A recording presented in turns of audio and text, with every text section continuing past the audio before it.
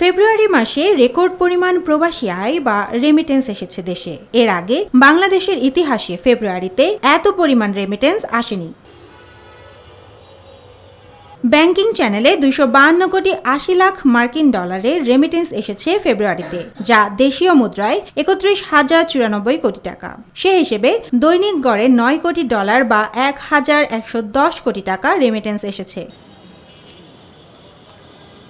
এছাড়া গত বছরের একই মাসের তুলনায় 25% প্রবৃদ্ধি হয়েছে। গত বছরের ফেব্রুয়ারি মাসে রেমিটেন্স এসেছিল 202 কোটি ডলার। রবিবার বাংলাদেশ ব্যাংক এ তথ্য জানিয়েছে।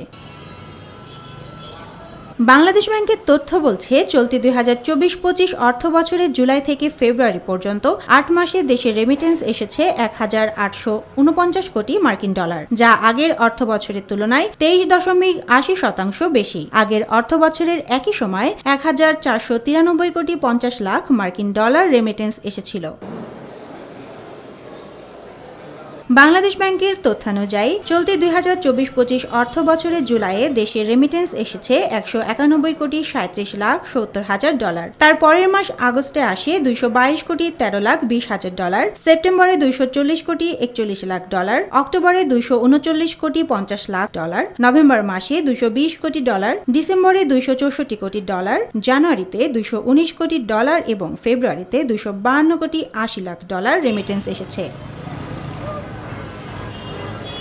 সে হিসেবে বর্তমান অন্তর্বর্তী সরকারের টানা 7 মাস 2 বিলিয়নের বেশি প্রবাসী আয় এসেছে দেশে। Desk report, Deshkal news.